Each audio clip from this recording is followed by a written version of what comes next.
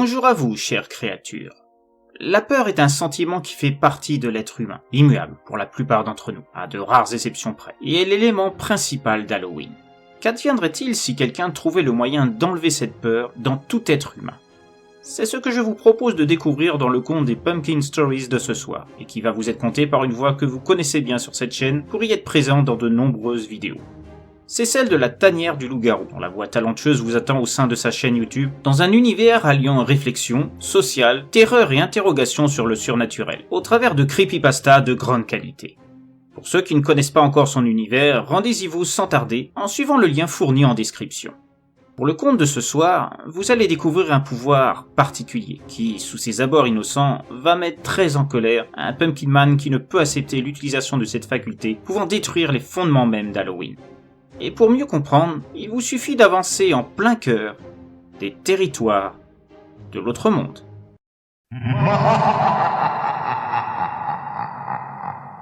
Peut-on se passer de la peur? Est-il possible de vivre mieux une fois que ce sentiment humain a été arraché à son corps, libérant l'esprit de ce qui provoquait tremblement, froideur de la peau, ainsi qu'une sensation de fragilité extrême? De nombreuses expériences scientifiques ont été faites pour tenter de comprendre ce qui formait la peur, les gènes, les cellules qui lui donnaient naissance, et pourquoi elle était nécessaire à un certain équilibre de vie. Car oui, contrairement à ce qu'on pourrait penser, la peur fait partie de l'être humain et lui est primordiale. Quelqu'un qui n'a plus de peur profonde gagne en assurance et ne se méfie plus du danger, s'en amusant, et finit par l'entraîner dans des situations où, n'ayant plus cette notion lui indiquant de jouer la sécurité pour préserver sa vie, finit par s'éteindre. Au final, perdre sa peur finit toujours par provoquer le malheur sous différentes formes. Et surtout, sans peur, on ne ressent plus ce frisson parcourant nos traîtres et nous prouvant que l'on est un être humain. Je sais ce que vous vous dites. Pour certaines personnes, ne plus avoir peur peut changer la vie de manière radicale. Ne plus craindre de subir les foudres d'un patron irascible.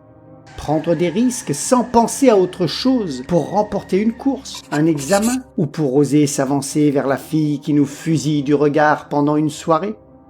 Mais, comme dit précédemment, cela signifie aussi ne plus avoir de notion d'anticipation des situations présentant un danger, qu'il soit petit ou grand, voire mortel.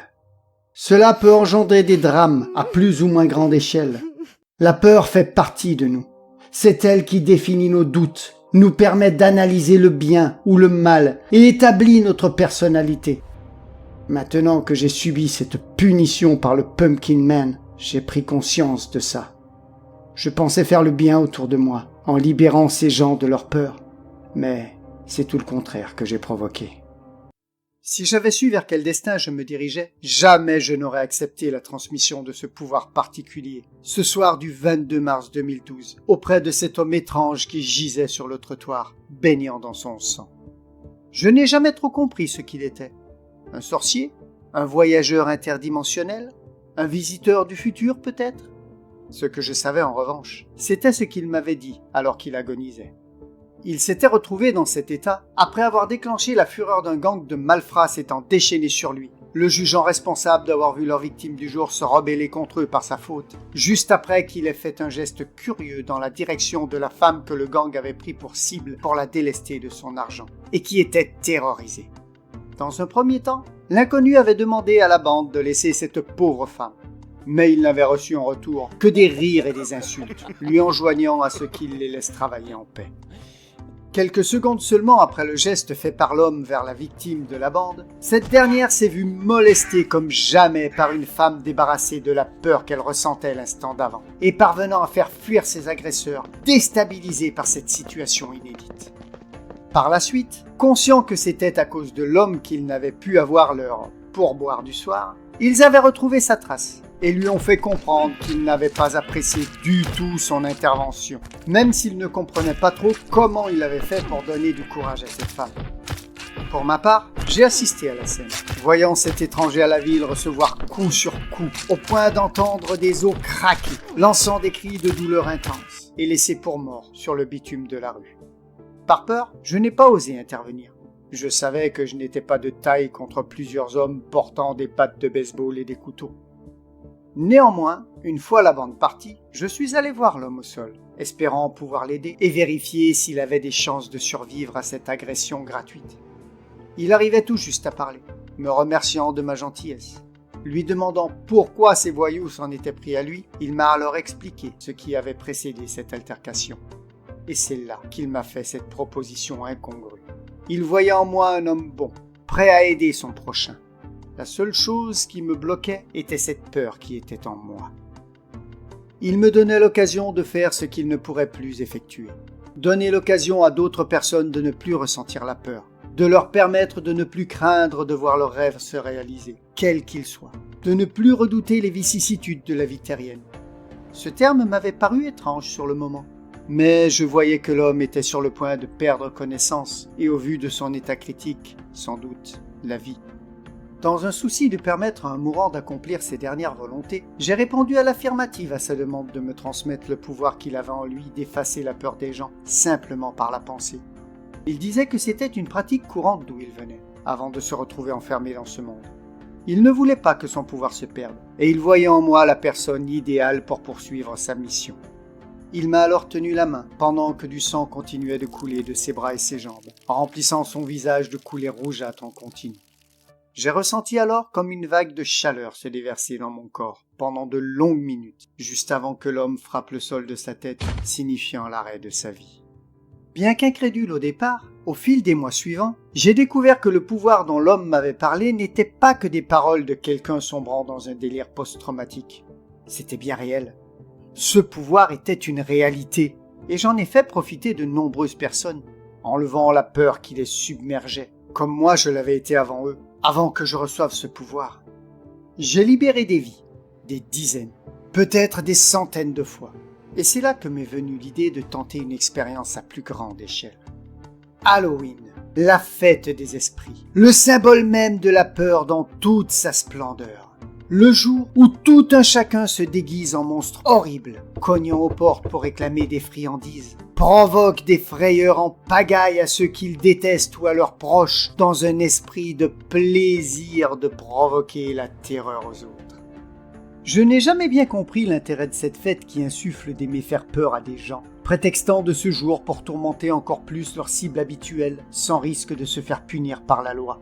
Si j'utilisais mon pouvoir pour faire disparaître l'essence même de cette fête, en prenant comme terrain d'essai la petite ville où j'habitais, en éradiquant l'intérêt de faire du mal aux autres, en y prenant plaisir même, je ferais un grand pas en avant dans la mission que m'avait confiée cet inconnu quelques années auparavant.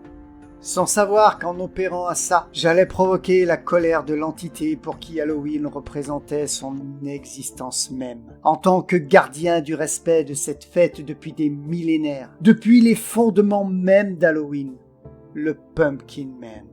Il allait me faire payer très cher mon arrogance à vouloir m'attaquer à ce qu'il représentait chaque 31 octobre. Mais à ce moment, j'ignorais que ce personnage n'était pas qu'une simple histoire de plus pour faire peur aux enfants. J'ignorais que le Pumpkin Man était bien plus qu'un gardien, mais qu'il avait aussi comme fonction de punir ceux qui osaient perturber l'esprit d'Halloween, en souillant ce qui faisait qu'elle était adulée par des millions de personnes dans le monde. N'étant pas effrayé par la perspective de voir le courroux d'une entité emblématique d'une fête païenne tomber sur moi, car n'ayant plus cette peur en moi qui aurait pu me faire douter, j'ai longtemps réfléchi à la manière dont j'allais opérer pour parvenir à ce que mon test réussisse. Et finalement, j'ai trouvé. La ville se voyait regorgée de haut-parleurs un peu partout ce jour-là, afin de diffuser des musiques creepy en boucle. Mon pouvoir était comme une onde qui était envoyée par psychisme, utilisant l'air pour être diffusée avant de toucher sa cible. Avec le temps, je m'étais aperçu que je n'avais pas l'obligation de voir la personne pour la déposséder de sa peur. Si je l'avais vue au moins une fois, il me suffisait de penser à elle pour lui enlever ce sentiment, l'empêchant d'avancer dans sa vie. Et un jour que j'étais malade, j'ai involontairement libéré cette onde psychique à travers les grilles d'aération passant par celle de ma chambre et se diffusant partout dans l'immeuble, avec pour résultat de libérer 54 personnes habitant la bâtisse. J'étais persuadé qu'en utilisant les haut-parleurs de la ville, en lançant la diffusion à partir de son lieu d'émission, je pourrais toucher de la même manière tous les habitants. Étant proche du maire, j'ai pu obtenir qu'il me confie la tâche de jouer les DJ d'Halloween, en me chargeant de la diffusion des musiques, cachant mon aversion pour cette fête qui allait devenir mon terrain d'expérience. Ainsi, le jour J, alors que la fête était à son pic, je me préparais mentalement à envoyer l'onde psychique pouvant libérer toute la ville par le biais du micro de la salle où je me trouvais. Dans le même temps, j'ai ressenti la présence de quelqu'un d'autre que moi dans la pièce. Mais étant dépourvu de peur, cela ne m'a pas perturbé plus que ça. D'instinct, je me suis malgré tout retourné, histoire d'être sûr que personne ne me verrait en train d'opérer à mon test psychique. Et là, debout au milieu de la pièce, m'observant sans rien dire, je le vis, le Pumpkin Man. Il n'était pas une légende, il était bien là, en chair et en os. Enfin, disons qu'il était plutôt constitué d'une chair orangée, propre à ce légume emblématique d'Halloween. La tête de la créature était elle-même une citrouille, surmontée d'un haut de forme. Elle montrait sa désapprobation de ce que je m'apprêtais à faire en bougeant son doigt de droite à gauche. J'ai pensé à cet instant que comme le Pumpkin Man comprenait que je n'avais pas peur de lui, c'est ce qui l'avait poussé à s'en aller. Aujourd'hui, je sais qu'il n'a fait que me donner une chance de ne pas subir sa colère. Une chance que je n'ai pas saisie. Le test a parfaitement marché. L'onde psychique s'est étalée dans toute la ville, enlevant la peur de tous les habitants. J'étais fier et heureux de ça. Je savais désormais comment débarrasser tous les hommes, les femmes et les enfants de ce sentiment inutile qu'était la peur, de mon point de vue. J'ai pu voir par la fenêtre le résultat, allant au-delà de ce que j'espérais. Il serait fastidieux de vous décrire le détail de ce qui s'est passé, mais sachez qu'après ce jour, toute la ville n'a plus jamais fêté Halloween, symbole de la peur, n'y voyant plus d'intérêt. Mais cela a aussi été le début de ma punition par le Pumpkin Man, qui a déversé sur moi sa colère, en faisant se retourner ce pouvoir en moi dont j'étais si fier. Moi qui ne connaissais plus la peur depuis des années, j'ai commencé à voir dans ma tête des images qui ne m'appartenaient pas. Des images de situations dont je n'étais pas le protagoniste. Des dizaines, des centaines d'images se déversant en moi comme un tsunami sans fin. Je reconnaissais des visages de personnes que j'avais sauvées de leur peur. C'était ça qui entrait dans ma tête. Toutes ces peurs que j'avais effacées, le Pumpkin Man les faisait rentrer dans ma tête, l'une après l'autre. Je ressentais ce que les autres avaient en eux avant que je leur en libère, et cela m'effrayait à un très haut point. C'était impossible. J'étais libéré de la peur. Comment pouvais-je la ressentir à nouveau ? Et pourtant, plus les minutes passaient, plus ces images venaient, et plus j'avais peur. Extrêmement peur. Maladivement peur. Me tenant la tête, tentant de chasser ces images de ma tête. Je sortais en courant du bâtiment où je me trouvais, hurlant devant des gens ne comprenaient pas ce qui m'arrivait. Je me suis enfermé chez moi, pensant que cet environnement me permettrait de me remettre les idées en place, afin de faire revenir mon pouvoir pour balayer ces images. Mais c'était peine perdue. Et ce fut comme ça, tous les jours, les semaines, les mois, les années qui s'en suivirent. Chaque minute qui passait, c'était une nouvelle peur qui s'insinuait en moi, augmentant mon mal-être. Je ne sais pas comment j'ai fait pour tenir le coup pendant tout ce temps. Certains diront qu'on finit par s'habituer à ces peurs. Peut-être était-ce justement le fait que je savais que ce n'était pas à moi qu'appartenait celle-ci. Je n'en étais que le réceptacle. Après ça, je n'ai plus jamais osé utiliser mon pouvoir. J'avais trop peur que le Pumpkin Man fasse en sorte d'augmenter le flux d'images venant dans ma tête. J'ai tenu 2 ans et demi de cette manière, avant que mon cerveau ne parvienne plus à supporter cette situation, m'obligeant à me cloîtrer chez moi de manière définitive. Au bout d'un moment, j'espérais même que mon cœur cesse de battre, afin de mettre fin à mon calvaire. Mais je sentais que le Pumpkin Man avait fait en sorte que cela n'arrive pas. Pas tant que toutes les peurs que j'avais annihilées ne se soient incrustées dans mon crâne, s'ajoutant aux autres. Il voulait que je comprenne ma faute d'une manière cruelle et indélébile. Si je voulais que cela cesse, il faudrait sans doute que j'attente moi-même à ma vie de manière brutale. Mais je ne suis même pas sûr que le Pumpkin Man me le permette. J'avais détruit Halloween au sein d'une ville qui ne le fêterait plus jamais. Ce qui, pour le gardien de cette fête, le protecteur du respect de cette institution, était impardonnable.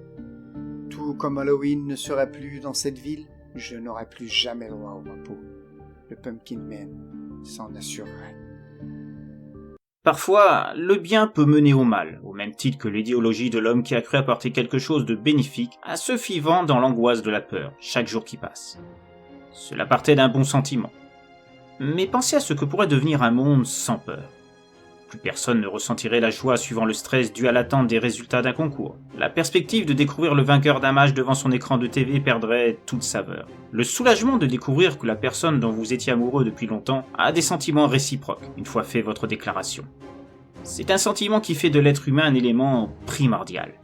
Sans peur, les guerres s'intensifieraient, des soldats se sacrifieraient sans penser à la peine engendrée par leur acte pour leur famille. Des patrons sans scrupules exploiteraient des employés, trouveraient cette situation normale, sans penser à demander de l'aide à quelqu'un. Ce serait une situation terrible, et le Pumpkin Man, au-delà du fait que retirer cette peur aux hommes briserait l'esprit d'Halloween, dont il est le gardien, a bien compris que cette menace ne pouvait pas perdurer, et encore moins être expérimentée à grande échelle le jour qui est le plus important pour lui. C'est pourquoi il n'a pu laisser perdurer les actions de celui qui s'est cru avoir l'âme d'un super-héros, mais qui n'a fait que tenter de poser les germes d'une élimination de ce qui constitue l'être humain, au plus profond de lui, et même si cela lui apporte parfois aussi peine et tourment. Ce soir s'achève donc cette seconde saison des Pumpkin Stories. J'espère qu'elle aura su vous remplir de plaisir coupable de terreur. Et rassurez-vous, le Pumpkin Man reviendra l'année prochaine pour distribuer de nouvelles punitions à l'encontre des contrevenants à l'esprit d'Halloween, au travers de nouveaux contes horribles. Je vous dis maintenant à très bientôt, en vous souhaitant un très joyeux et monstrueux Halloween au sein de l'autre monde.